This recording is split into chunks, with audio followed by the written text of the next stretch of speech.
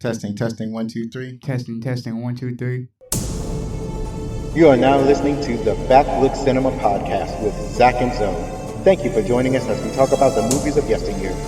You can reach us on Instagram, Facebook, or Twitter by searching for Backlook Cinema. Check our show notes for more info. And now, let's get it in. Hi, this is Zach. And this is Zoe, and welcome to the Backlook Cinema Podcast with Zach and Zoe, where we take a look back at the movies of yesteryear.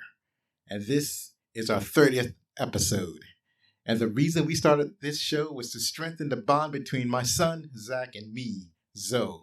We watched movies that I loved when I was growing up in the 70s, 80s, and early 90s, and we get Zach's impression on these great movies. You can get t-shirts, hoodies, mugs, face masks, and a bunch of other items at our website, backlookcinema.com.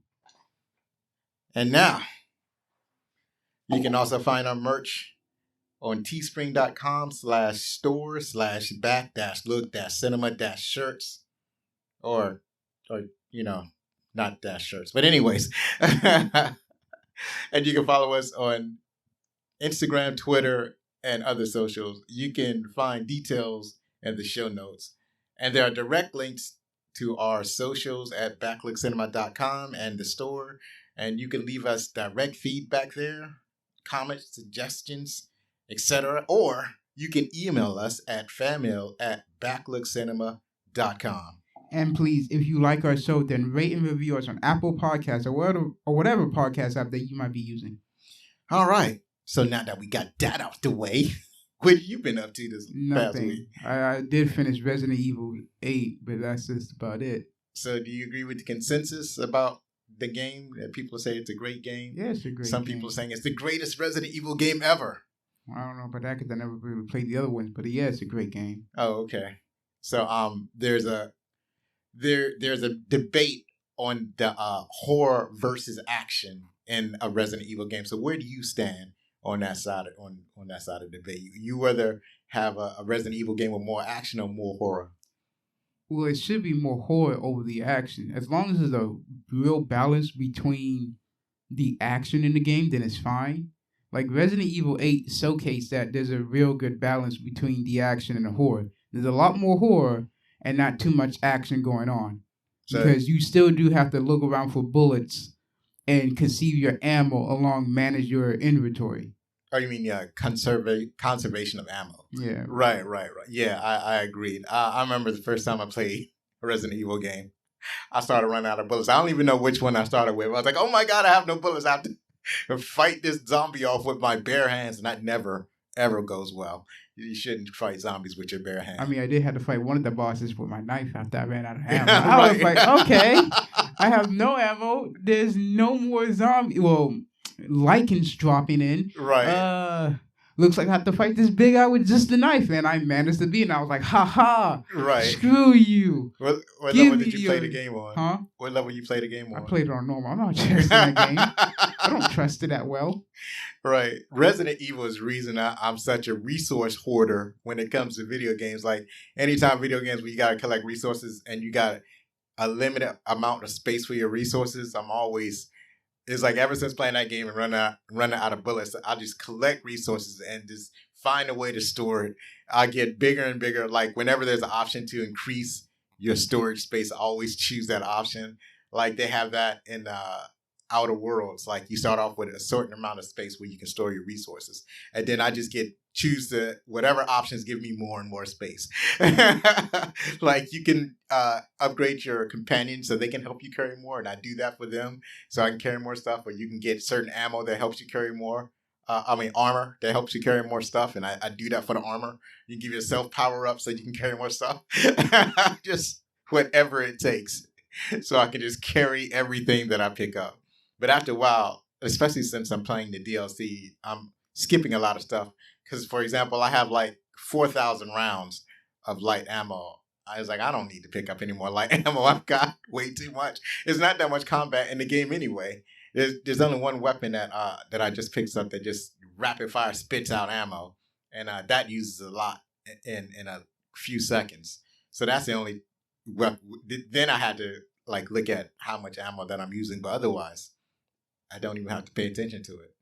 So, any other games you playing? No. Oh, okay.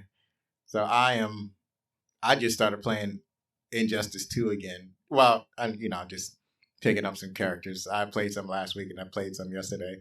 I think I played it most of the day yesterday, just to just to have fun playing it.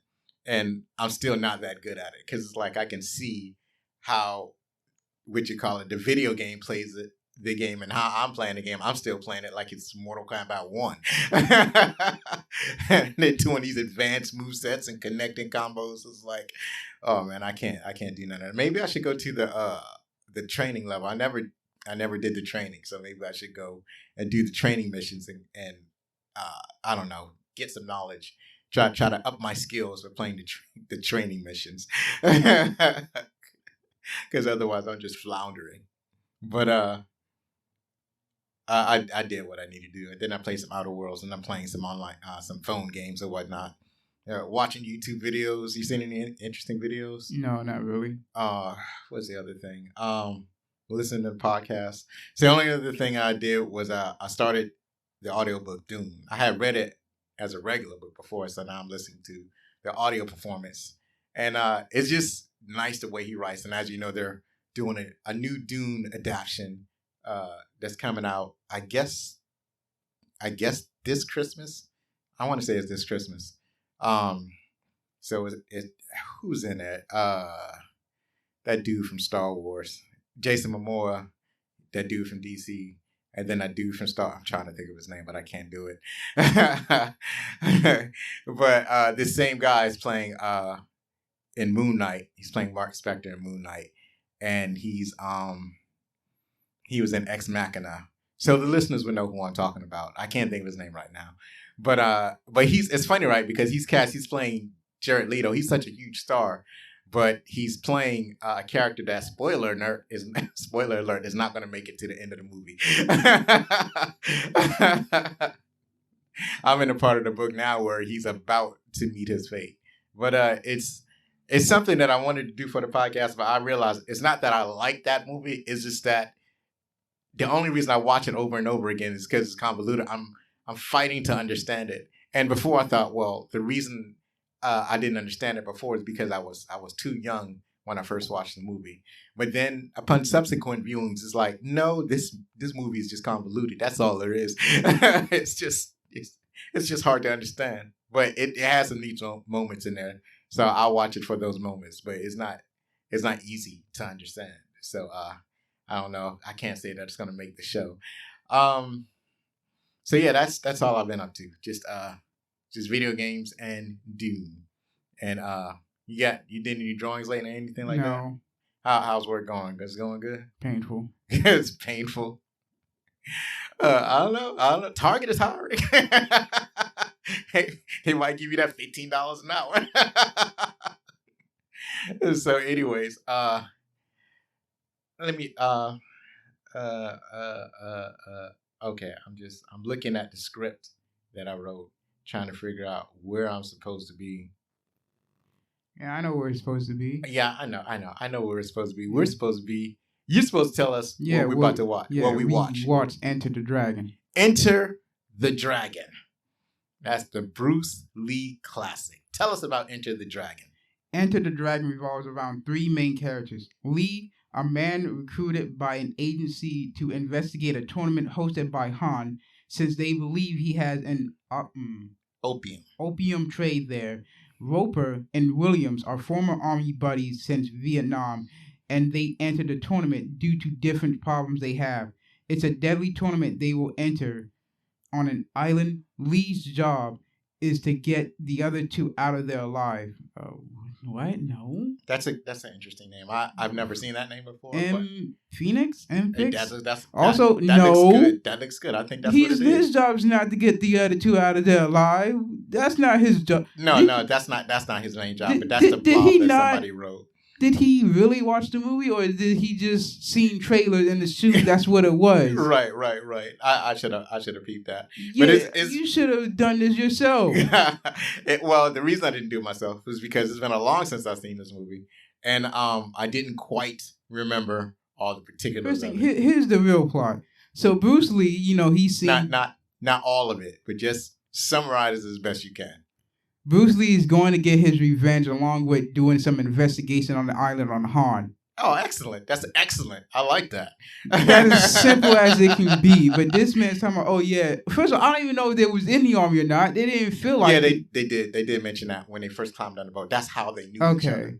So, but other than that, but that's not, they didn't go join the tournament because they were army buddies. Yeah, I'm saying they joined because they each had one their guy own issues is like, oh yeah, he needs money, so he's in a tournament for that. The other guy is just because, well, he's in a community where cops are just trying to arrest him just because they're cops and they feel like, and he's black and they're white. Right. Well, he's a tournament champion anyway, so that was his intent.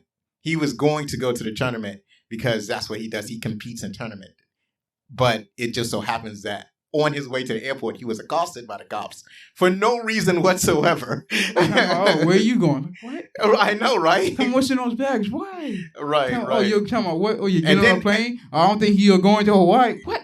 Why are you harassing me for? Right. So they mad because he's a black man with privilege. That's why they mad. And they got their ass whooped, and then he stole and got their car stolen. Right. Like, you know what? Have fun explaining to your your boss on how the heck you let one man beat you down and steal your car. Right. Good luck on that. Good luck on that. Right.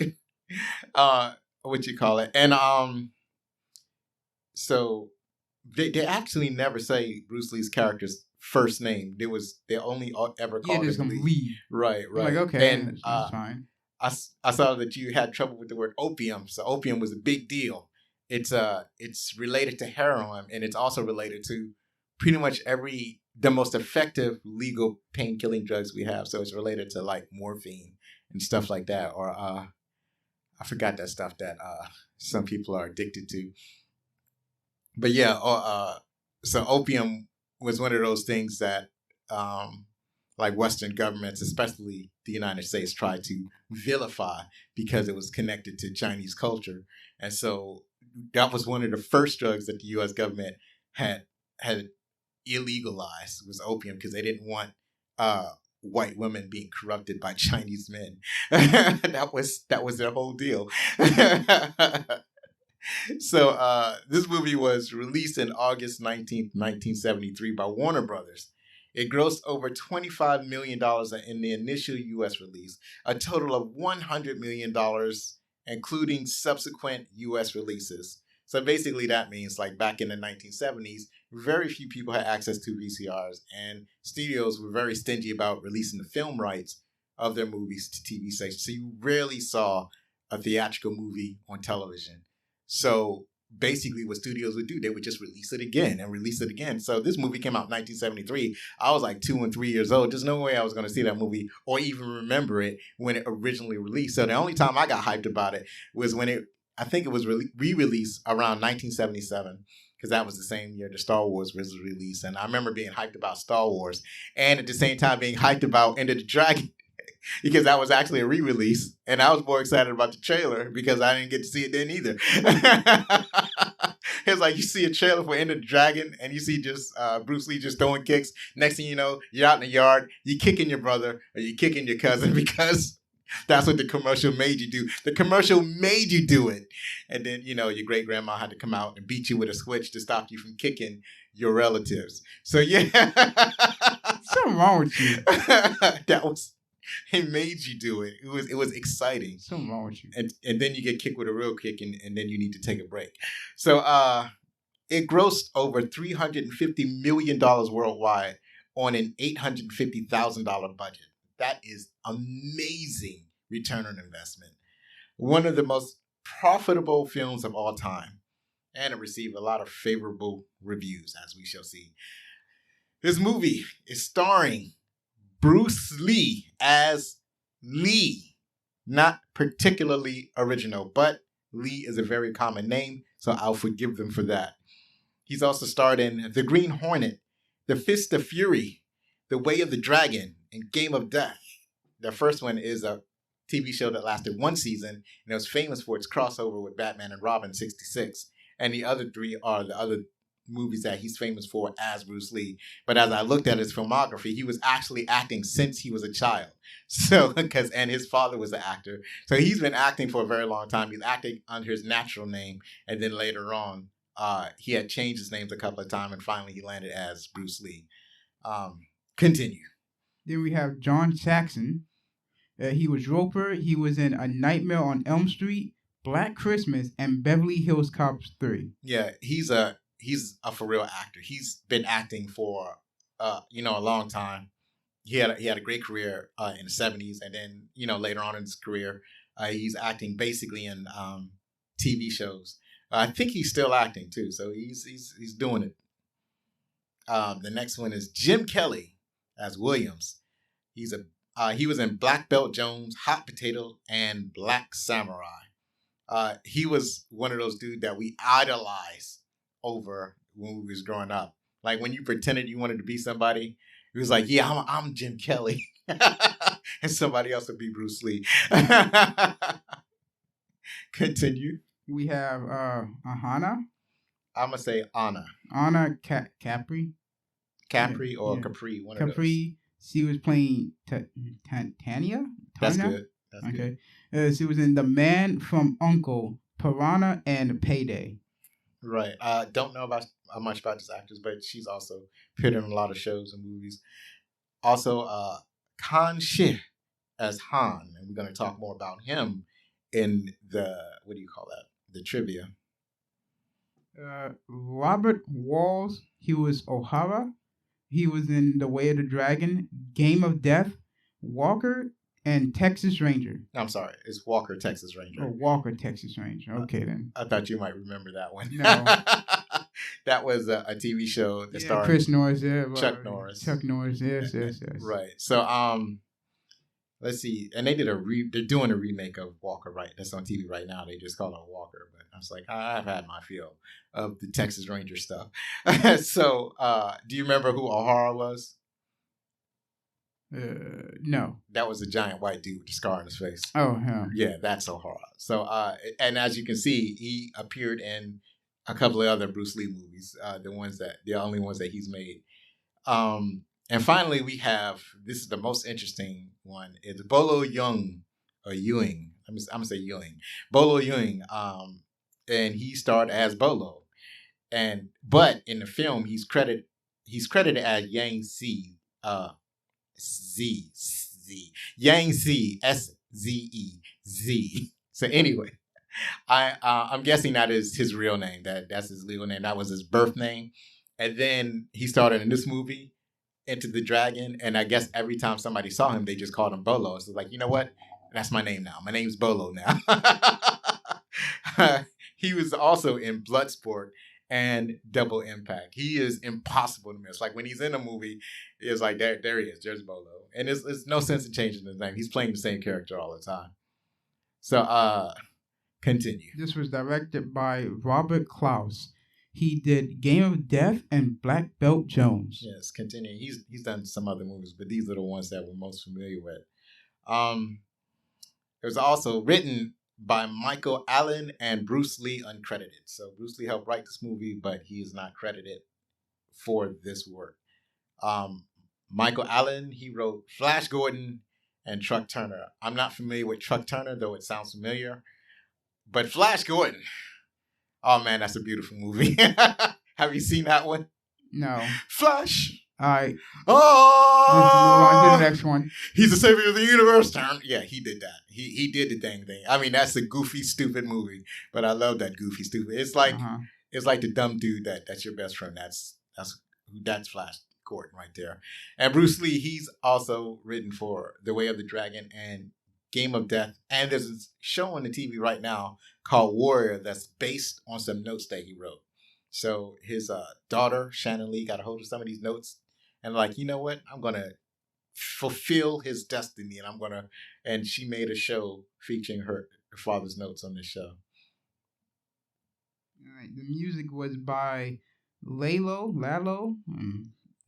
Safran. That's good. Good enough for me. He did Rush Hour, Dirty Harry, THX in 1138. And why do you have Rush Hour here twice? Oh my God, I don't know. It's probably because he wrote for all three Rush Hours. I didn't know. Okay. I didn't know I put Rush Hour twice on here. But yeah, he wrote for all three Rush Hours. And THX 1138 was a student film by one George Lucas, and that movie also starred Robert Duvall, acclaimed actor. So he has hundreds of films to his credit. So he's a prolific musician, and the soundtrack was actually pretty good for this. It's kind of a blend of Western and Asian influences. 70s. Yeah, well, obviously the 70s, because that's where it's from. But yeah, I felt like it was a pretty good soundtrack that was going on. So the producers, I had to put all of them because of some I wanted to put down. The producers were Raymond Chow, Paul M. Heller, Leonard Ho, uncredited, Bruce Lee, uncredited, Andre Morgan, uncredited, and Fred Weintraub. So I wanted to put Bruce Lee's name in there as a producer because he deserves the credit. So, what's next, Zachary? Yeah, we're going to take a short break and we'll be right back to talk about our favorite parts of the movie, some movie trivia, and find out what some of the critics thought. The track Round and Round We Go, provided by Zapsplat.com. Hey, boys and girls. This is the Stay Puft Marshmallow Man. Have you had your Stay Puft Marshmallows today? Stay Puft Marshmallows are sweet, soft, and chewy. They make the perfect snack. You can snack on them when you're watching TV, or playing video games, or making your TikTok videos. You can snack on them on the road. You can snack on them with your pet toad. Stay Puft Marshmallows are great. Pester your parents about them. If you say please over and over and over again, they'll definitely get them. Don't let up until your folks get those sweet, soft, delicious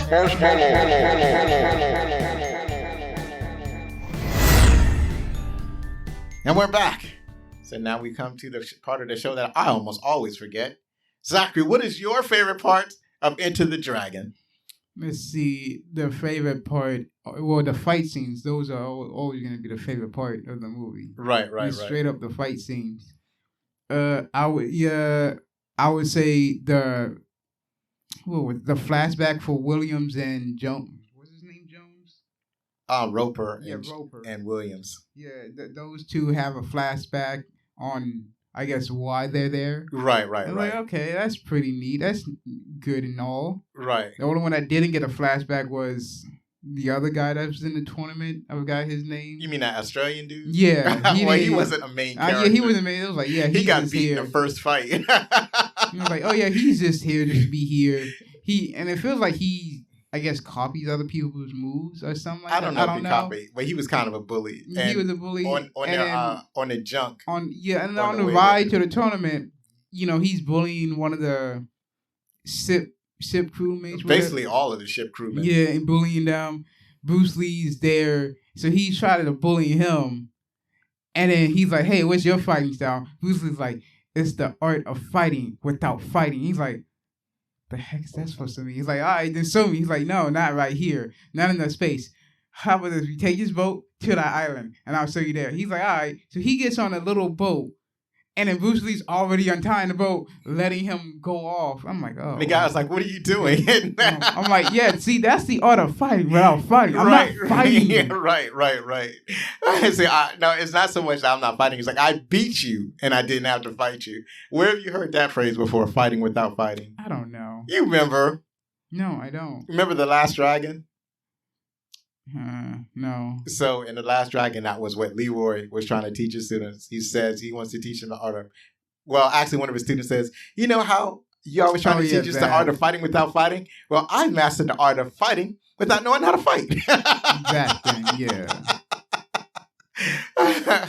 And one thing I really liked about Williams' flashback, Williams played by Jim Kelly, is that, as he's going through and he's talking to his friends, he walked by, I'm assuming that it's his old karate school where he learned karate. And there's like a room full of black men learning karate. And there's that one white man there. I didn't even see the white man there. But it's just funny. It's like they're being taught by a black man. They're all learning karate. I was like, and that was a thing back in the 70s. And back in the 70s, you could go to like an all black karate school. And it's just an amazing thing to see. And so I remember there was this commercial that I used to play all the time, and it was I guess it's this dude trying to get people to join his karate school, and it was Jun Ree, and they had this theme song, and the theme song goes, "When you take Jun Ree's self-defense, then you too can say, nobody bothers me, nobody bothers me, call USA 1000. You be," and then I forgot the rest of the song, but I remember most of it. And then at the end, I have little kids talk about, nobody bothers me either. So yeah, we was hype for Kung Fu back in the day. So what other parts you kind of like? Let's see. When Han is like disappointed that his guards didn't fulfill their job, so he's like, okay, so, well, if they want to stay in the school, they have to prove their worth. I'm like, oh, what do you mean by that? They have to fight all these listeners? No, they have to fight Bolo. I'm like, right. At first, I'm thinking, he's not that buff. Takes off his little. I was like, oh, never mind. Okay. Alrighty then. He's a grown man. Like I said, when you look at his head scope, it's like, oh, okay, he's not gonna be that big. I don't see why he's such a threat. He ain't the right hand man. Well, and takes off the shirt. I'm like, oh, never mind. The dude is like all chest. He doesn't even need to be the right hand man. Right. He is a bodyguard of everything. Right. And then he just proceeds to beat all of them up. One of them tries to run away. He's like, I gotta fight him fine. And then again, just gets whooped. I'm like, they got killed. They got murdered. Murdered. I'm like, oh, okay. So when you failed to do your job, you just get murdered. Okay. Right. You basically beat and crushed them to death. Let's see, another good one when Bruce Lee, this is his second attempt sneaking into the hidden, I guess, a warehouse. It's like the underground. Underground, yeah. And then when he's moving one of the parts, there's a snake there. And he's like, grabs the snakes, put it in the bag that he had held the rope in, went down, continued to sneak around until he found, I guess, the radio station. Right. That was his main mission. Yeah, and then like when he got there, he's like, I know what to do. Use the snake that he caught, let it slid in there, and then had the other two freak out. And Bruce Lee just sitting there like, oh, y'all. Right. That snake. Oh my God. Right. Oh, here's the fun part. It wasn't just any old snake. It was a cobra. And before he let it into the room, he agitated the cobra. He smacked it in the back of the head at least a couple times, and he let it slither in the room. Now, in the I think I have this on the trivia. I think I took it out. But he actually smacked the head of the snake 10 times and only got bit once. I don't care if I got bit once. But the fact that he smacked the back of the head just to show that he could do it. And then he let it off into the control room. And then they trying to get out so hard. It's the door can get in and out. But they can't get out. They can't get out the door because that's where the snake is. And he's like, and they're like, okay, bust the window, jump out. And it was like, all right, goes through the door, put his foot on the snake so it doesn't go anywhere or even tries to bite him, and then goes ahead and continue his mission. Right. And when he does that, he sets off the alarm. He's like, oh, all right. Right. So now he has to fight his way out. His way out. And again, all these guards are getting their ass left and right. I'm like, Right. Why are you guys even trying? As you can see, he's beating your comrades. Why even try? Because eventually he'll get tired. I guess that's the thing. Yeah, he did get caught, but it's still. No, I'm talking about tired. It's like if you keep throwing people at him, then he's eventually going to get tired, and they feel that they can overpower him. So that's why they continue. But the other thing is that, so there was a time they was fighting with sticks. So one of the, this is also in the trivia, but one of the people that he hit with a stick was Jackie Chan. And it was one of Jackie Chan's favorite stories. Oh, wow. That is very interesting. Right. Jackie Chan was an extra? Ooh. Right. Well, you got to start off somewhere. And he actually smacked Jackie Chan in the head with a stick. So, what else you like? Let's see. The Bruce Lee fight with, what's his name? Talking about the big white dude? Yeah. O'Hara. Yeah, O'Hara. He was like, okay. Because what they do is they do a little standoff. They put their back of the hand up against each other, and that's when they go ahead and start to fight. And Bruce Lee, the first thing he did is just a quick right punch. I'm like, It's so fast that you can Like- barely see it. it's It like- is so fast. Like, oh wow, he's down. I'm like, all right, let's try again. Does it one more time. I'm like, just stop. You got to block. That's the thing about it. It's not only is it fast, but it's hard because it's like you hit somebody. Normally, they're not gonna just fall to the ground. But that and he's the dude that he hits is so big, and yet he hits him one time and is down on the ground. And it's like the third time, he's like, okay, I can block the first two, then get hits again. I'm like, Right. That's when he's getting upset, and he's just like, all right, you know what, forget the tournament rules. I'm gonna do my own thing. And he again, Bruce Lee's is outgoing him. Right. Gets to the point where he's like, okay, I'm gonna take this glass bottle, and I'm gonna murder him. I ain't got time for this, man. And then Bruce Lee just puts him out of his misery. I was like, okay, Right, he kicks him down, jumps high in the air, and just stomps on him. Right. I don't know if you can murder a man that way, but that apparently, and according to this movie, you can. I mean, you have Bolo cradling the guy. Yeah, he cradled the guy to death, which I'm is like, okay, I don't. Okay then, all right. I think that if they remade this movie, it would be much more gruesome. Like the Bolo character would have completely folded his opponent in half, Possibly. making it clear that he crushed him. And I guess Bruce Lee would have did a double stomp on his opponent's head, crushing O'Hara's face. I guess that they would have did that if they redid it nowadays. But Maybe, I'm not seeing how you can kill somebody by stomping on them. But by going by the rules of this movie, apparently you can. So the next another good scene is when I can never remember his name. Talking about Ham? Roper is baiting Roper. on Williams to win his fight. And Yeah. then he's like, all right, now I want you to bet on me. And then he goes, he's like, all right, fine, go ahead. He's losing like 2 times. And then the moment they got up the antes of the bet, we was like, all right, do it, finish it. And he's like, all right, then. And then Roper wins his fight. I'm like, really? This only they were okay. Roper and Williams were conspiring to throw the fight. That's why it was like Yeah, I'm like, so and making it look like that Roper's going to lose this fight. So Roper is losing the fight on purpose. He knows he's going to win, but he's losing on purpose. He's trying to up the bet, right? So he's trying to up the bet for so when they finally get the bet up as far as they can go, he looks at Williams and Williams gives the slightest of nods. He's like, all right, go ahead, win. Right. I got the up. Yeah, go ahead and beat this because he's tired of getting beat up. He's looking at Williams like, you got it now? Like, you got the up. Did he up the bet yet? right. No, not yet. Right. Come on, take the bet. Right. It's like you trying to up the bet and he ain't trying to up the bet. Finally, he's like, all right, finally, all right. Right. I'm tired of this. Right. So that worked out extremely well.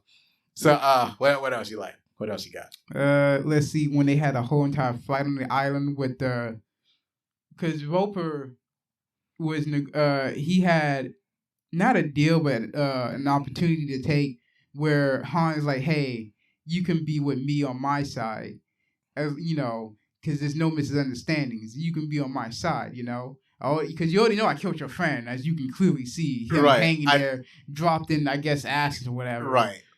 I think what it was is that he didn't want Han. Well, Han didn't want Roper to misunderstand it. It wasn't really an offer. Basically, it was a command. It's like you are joining me because the only alternative if you don't join me is to join your friend's fate. Like he's not hiding the fact that he beat up his friend and then dropped him. I said, like, not hiding. See that? I beat It's your like, friend. this is what I did to your friend. So you are joining me. This is this is what you're going to be and doing. And was like, well, there's a line I won't overstep. And then he repeats that line when Han's like, all right, I want you to fight and kill Bruce Lee. And he's like, there's a line I won't even step. He's like, all right, fine, Bolo, come here. I need you to do the job then. Right. And then he actually defends Bruce Lee. He actually fights Bolo instead of Bruce Lee. And then you see Bolo's weaknesses, which are... Oh, my God. Well, basically, he's slow. He's big and he's slow. Big and slow. Roper is much faster, and that's how he's able to beat Bolo. Because Bolo is big, and his kung fu is tight, but he's slower than Roper, and that's how Roper is able to beat him. Right? It's like, you don't even get beat in this movie. You just get killed. And then after that, there's a whole entire fight with Bruce Lee, Roper, and the rest of the trainees there. But then the people that were underground, that Han said were drunken men who lost their will, whatever. came out because they was freed. Right. They was freed by the other secret agent. Yeah, other secret agent that was on the island for like months, and they haven't heard from her. Right. And it's like, okay, yeah, look at that big old fight. All right, this is really good. And that's when Han is like, okay, you know what? I'm not gonna lose this fight. Also, here's the weird part. Han's, I think it was his left hand. Right. It's fake. And I'm like, but you've been using it like it's a regular hand. That makes no sense. And he can just switch. I'm like, no, you can't act like it's a regular hand and act like it's a prosthetic after that. I think it really is supposed to be like a robot hand. I think that's what they was trying to do. It's not like a stiff hand. It's supposed to be, it's just like when you take it off, it looks like a stiff raw hands, but really, if they did it with like today's TV magic, it would be able to move and flex like any other hand. It's like, so that's why he always wore the glove, because obviously they didn't have the technology to make that happen. You can tell he's hiding his real hand. Yeah, you can kind of tell. Oh man, I can he's tell. holding a knob, right. What is like I said, movie magic. The days it would look so much better. I guess he pushed on a bear claw, whatever that tool. Yeah, it was some kind of weird bear claw. But put that on, trying to fight. Do you remember when he was giving a tour and they was looking at these hands? They was looking at the hands. There was one sharp hand. I was like, he's gonna use that sharp hand. Wait, did you realize he had a fake hand when you was looking at that stuff? I was like, no. I realized when he first took the glove off, revealing his hand was like all purple, and so I was like, wait. Why is it so stiff? Right. The first clue you get is when he's fighting Williams. Yeah, when he's fighting Williams, and Williams kicks his hand. Well, he kicks and Han blocks the kick, and he hurts his foot, and Williams hurts his foot. So it's like there's something wrong with something wrong going on here, and he basically loses that fight. And then the second clue is like when you took the hand off. But I think that the main clue is like when you see the whole row of these statues, these different hands, right? And then and then they came to the last one. It's just a skeleton. It's what is this? And Han said, "A souvenir." I'm like, is that your hand or is that someone else's? Like, he was grinning as he said it too. Yeah, souvenir. I was like, you know what? That's someone else's hand. That you're grinning about it. Right. Yeah, I believe that's his own hand. So, so you were saying that he had switched hands. He's tried to escape. Yeah, he first tried to use this bear claw. But then it got stuck, and then he runs off. Bruce Lee is chasing him, and then that's when he gets this long metal claw hand. It looks like it's probably what Street Fighter model, what's his name? Vega's hand. Right. So Vega has his long claw things, and so that's what this guy used. He used his long, except they weren't. Actually, it kind of looked like something Wolverine was modeled after, too. It looked like a Wolverine / Vega claw situation instead of a hand. Bruce, he gets a few hits on Bruce Lee. Bruce Lee gets most of his hits in. That's when he escapes through this mirror room, the infamous thing that some people would basically use in some fights. Right. Like, hey, we're going to put you in this room full of mirrors as you're trying to fight this bad guy. You remember the last time you saw that? I'm going to guess in The Last Dragon, whatever. No, John Wick. John Wick Parabellum. Did you see that one? No. Oh, you didn't see the last John Wick movie then? Oh, okay, so they do that. Like I said, almost most action movies would end up doing this whole mirror scene where it's like, oh, I'm trying to look for the guy, but I can't find him, but he's hitting me. I don't know where he's at. Right. And then it's like, you know what, fine, I'm just going to break all these mirrors just to find him. Right. Which is what Bruce Lee does, because he remembered his master saying, in order to fight fight the enemy, you have to break their illusion. Right. And Han's illusion is basically all these rooms full of mirrors. So Bruce is like, all right, fine. I'm going to break all these mirrors. Every single last one of them. And he does. And then he finds Han, beats him, kicks him towards this, there was like a staff or... It was a spear. A spear that Han threw earlier into the room full of, not into the room full of mirrors, but into this portrait that led to the room of mirrors. Right.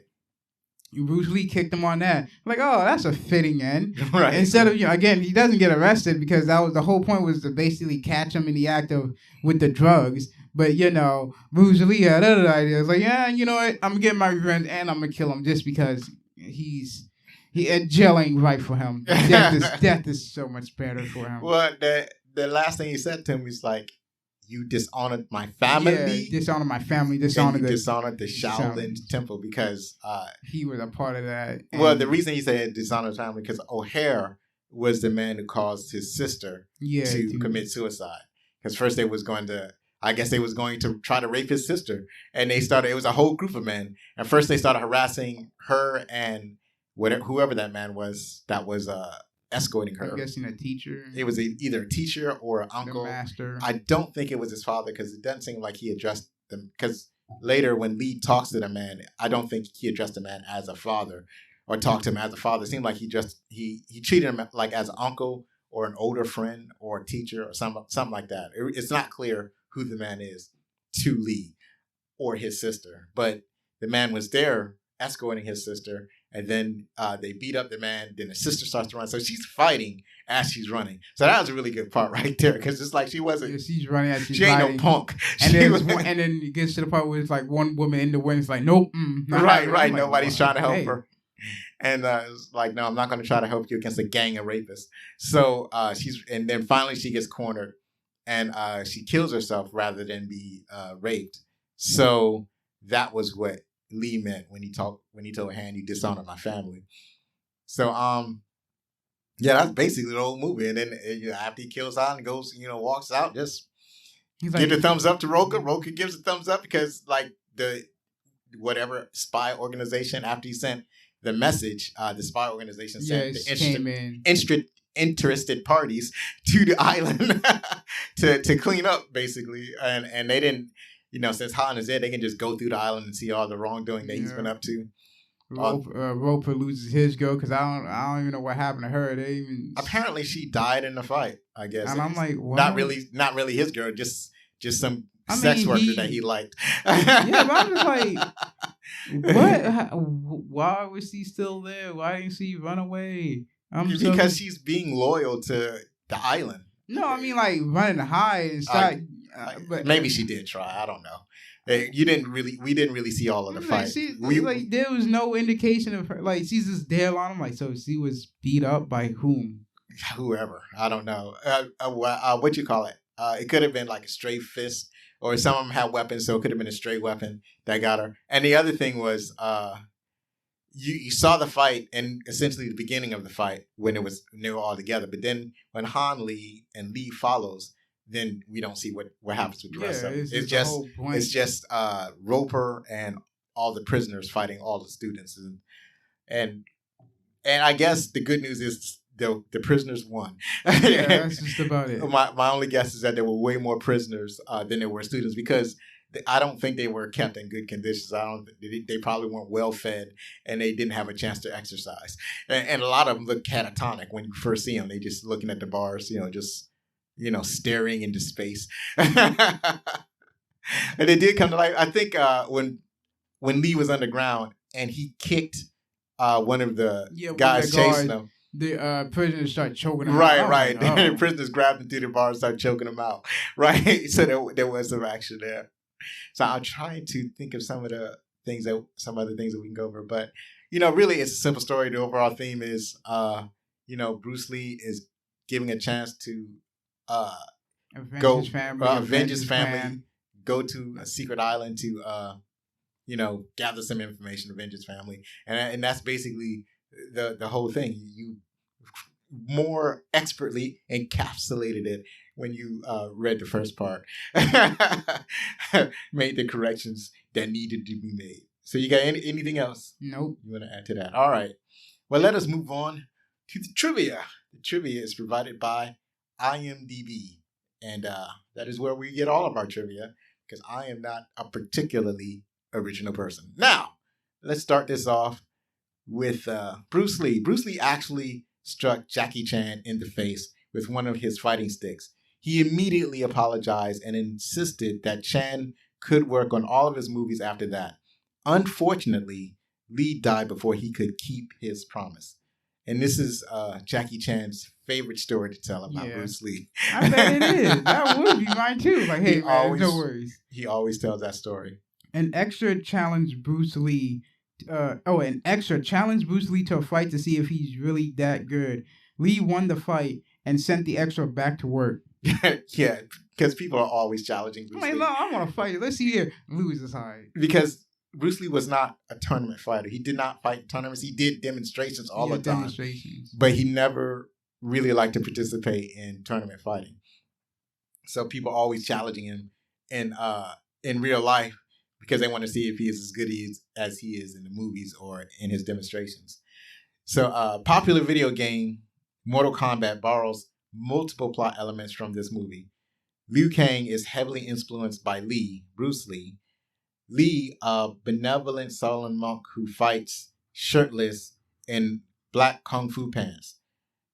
Shang Tsung is basically a mystical version of Han, holder of the Island Tournament, with an underlying sinister purpose. I also want to add that Johnny Cage, it's really based off of Jean-Claude Van Damme, but it's also based off of Roper, because Roper, even though he's not wealthy, wants to carry himself as though he was wealthy. Yeah. So one of the similarities between this movie and in particular the first Mortal Kombat movie is that you notice all the suitcases that Roper had. Oh yeah, I was like, why do you have so many suitcases? And I was like, that reminds me of Johnny Cage in the first Mortal Kombat. He had a whole lot of suitcases, and I'm like, why do you have a whole lot of suitcases? You don't need that much. So Johnny Cage is Roper if Roper was rich and a movie star. And also Han is also kind of based off of, there was a movie called Big Trouble in Little China. I think we talked about that a little bit. And the bad guy in the movie, he's actually mystical. Like, and he kind of has, like, in Mortal Kombat, the original one, the original video game, Shang Tsung is an old man. Yep. So they kind of based him off of that old man character from Big Trouble in Little China. So moving on. Let's go to the next. The production had trouble finding actresses to play sex workers, so they hired real-life sex workers. So in that scene where the madam is bringing all these women to the fighters, those are actual sex workers. Right. Those are actual sex workers, which I thought was fascinating. This is one of 2 English language movies in which Bruce Lee speaks with his natural voice. The other is Marlowe in 1969, which I am not even familiar with Marlowe. But the only other time you hear his voice is in the TV show the Green Hornet and Batman and Robin. The movie was filmed without sound. All the dialogue and effects were dubbed and doing post productions. Wow, which is now you realize why everything sounds dubbed and why it sounded so weirded out because they dubbed everything.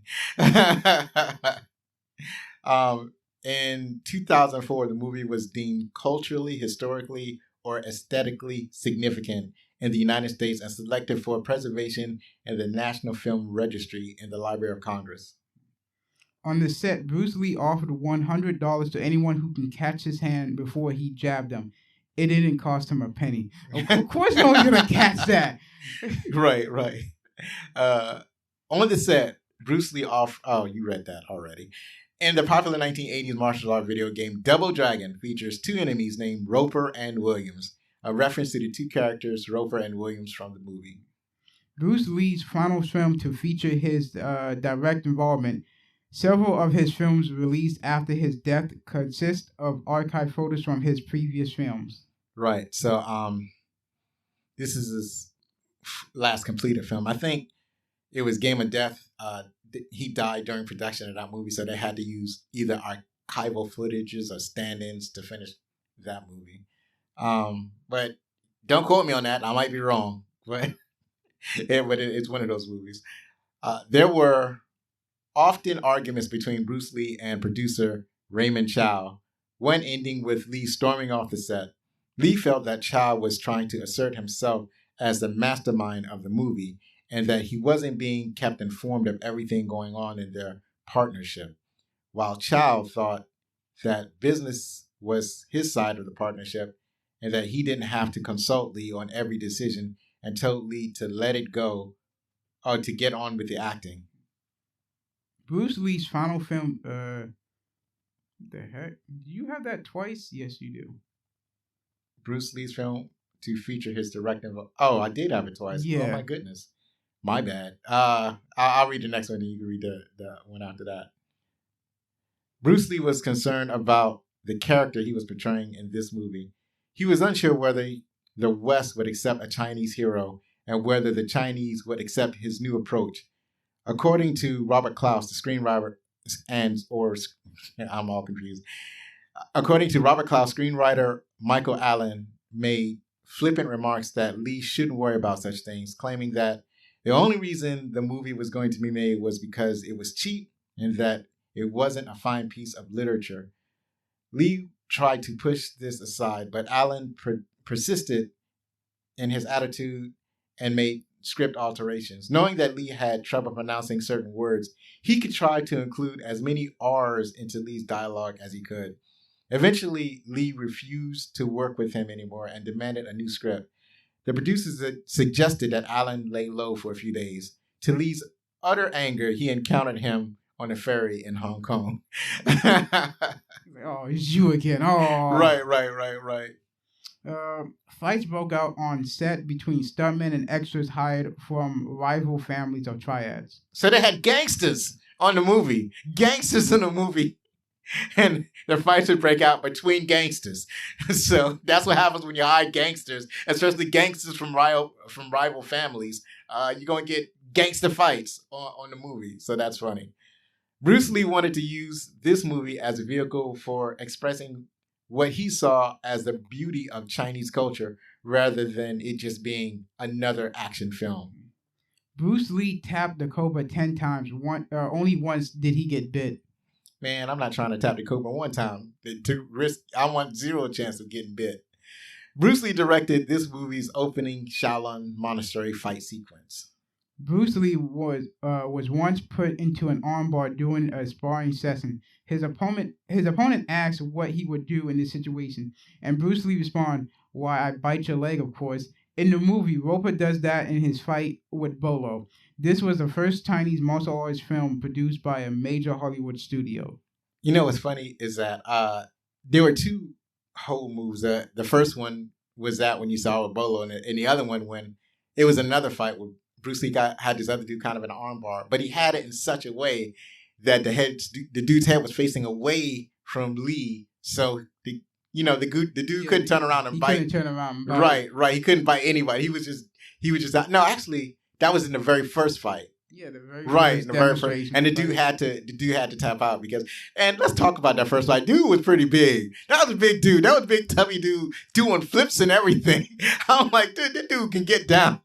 That big tubby dude is doing flips and everything. That dude got it going on. It's like, to heck with physical fitness. I can do flips being tubby. But he didn't beat Lee though. But that was the fact that he could do those moves was very inspiring. So who's next? It's on us. It's on that. Oh, thank you. Appreciate that. See, ladies and gentlemen, I got the little data points listed from A to Z. So whenever I get lost, I can ask Zachary and he can tell me where I'm supposed to be at. So the scene where Lee states that his style was a style of fighting without fighting and then lures Parsons onto boarding a dinghy is based upon the famous anecdote involving the 16th century samurai Sukahara Bokoden. Although this is a play on what Lee subsequently does to Parsons, it was also the philosophy behind the style Bruce Lee created, Jeet Kune Do, to achieve maximum effectiveness with minimum movement and expenditure of energy. According to Robert Walls, Bruce Lee was using cannabis during filming and kept a jar of brownies on his desk, which he ate while they were talking between takes. So he liked being high, according to Robert Wall. Linda Lee Cadwell, Bruce Lee's wife, has a short cameo as a partygoer at Hans' banquet. She appears in a purple dress and is walking around amongst the banquet servers and entertainers. Keen Sin? Si. Keen Si. No, hold on. Kind Shi. Kind Si, who played the main villain Han, in real life was close friends with Bruce Lee's father, since they both worked in Cantonese opera businesses. Ken worked as a makeup artist and Bruce Lee's father as an actor. Their relationship was so close that Bruce addressed Ken as uncle, and Ken called Bruce nephew. During a break when filming Enter the Dragon, Bruce got a premonition and said to Ken, Uncle, I feel that you will live longer than me. Surprised to hear that kid then replied, Nephew, don't force yourself too hard. You're overworking yourself. Bruce died 1 week before Enter the Dragon was released in Hong Kong. Which is super sad because that was his most successful movie. But yeah, so the guy that played Han, that was his very one of his very best friends on the movie. Is his father's best friend. It's amazing that they had such a close relationship. So in the movie, he's essentially beating up his uncle. But that's just, it's touching. I'm going to cry. Warner Brothers wanted to call the movie Han's Island. Makes sense, because it thought international audiences would be confused by an action movie titled Enter the Dragon. Other alternate titles included Blood and Steel. This was the first draft script title, and The Deadly Three, a reference to Bruce Lee's, John Saxon's, and Jim Kelly's characters. Well, that would have made sense almost, but Enter the Dragon, it just sounds cool. So that's what they went with. So let's talk about what the critics thought. In our segment, Critics Think. We never named the segment before. We just said let's go to what the critics thought, and that was good enough. So the critics gave it 95%. Audiences gave it 91% on Rotten Tomatoes. IMDb reviews gave it a 7.7 out of 10, which is kind of strange. It's a little out of step with. This is the first time I've seen it so out of step with Rotten Tomatoes. But still positive. All right. William Paul from Village Voice. Enter the Dragon is the first classy kung fu movie specially designed for Western audience, and that is not to be confused with First Class. Yeah. I don't know. It's sort of positive. No, I think that's kind of sort of positive. It's kind of hard to tell. Christopher Lloyd from the Film Yap, he wrote, even the great granddaddy of martial arts flick suffers from the drawbacks of the genre turning into a mindless orgy of kicks and chops. So, obviously, he wasn't pleased with it, but it's weird because it's not a mindless orgy. I mean, like near the end, maybe, but it worked its way up to it, and it slow walked up to it. It's not like that was the way it was from beginning to end. So, Christopher Lloyd, having the same name as famed actor Christopher Lloyd, you're wrong. You're wrong in this account. I judge thee wrong. All right, go ahead. Chris Bumbray from Joe Blow's Movie Network, a pop masterpiece and one of the finest pieces of pure action cinemas ever made. Yes, Chris Bumbray, I concur. Finally, Christopher Smith from Bangor Daily News, Maine, presents a powerful kinetic ballet by martial arts master at the peak of his form. Just try looking away from him. He is correct, especially when he had that fight with O'Hara, and they're at their guard. They had their hands back to back. Yep. And then, apropos of nothing, Bruce Lee just hits him really, really fast in the face and does it like 3 times. It's just amazing. I'm like, that's the real life Bruce Lee right there. That's the real life Bruce Lee. He can really hit that fast. He hits so fast. He can strike so fast that a lot of times they have to ask him to slow down so the camera can catch it. So, finally, just want to say that Enter the Dragon is, as of this recording, available for free on Netflix. So, the next episode is Zach's choice. The format of the show is to watch shows that I like when I was growing up, getting Zach's impression of it. Zach, what did you think of Enter the Dragon? It was really good. It was really good. We loved it back in the day. It's still, would you say it still holds up or not? A little bit. Still, just a little bit. Yeah. Like, it could use some modernization. Yeah, but still an enjoyable movie. Even millennials can enjoy Enter the Dragon. But for the next episode, I want to get Zach's choice. Make this podcast a little more fun for Zach. Zach, what do you want to watch next? I don't know. Don't ask me. Come on now. Just pick something out of the ether. I don't know. Just anything. It could be from the past. Could be from the present. Anything in the world you want to talk about, we're going to do it. Fine. Space Jam there. Space Jam. The original Space Jam? Yes. All right, we'll do Space Jam. Why would I want to watch the second one? I'm not watching that humbum mess. Well, I don't know when it comes out anyway. It might not be out yet. But it might not be a humbum. It might be awesome. But we'll talk about the original Space Jam on the next episode. And once again, if you like this show, then please rate us, write a review, and share it with someone. Use hashtag BacklookCinema on Twitter or on your favorite social media sites.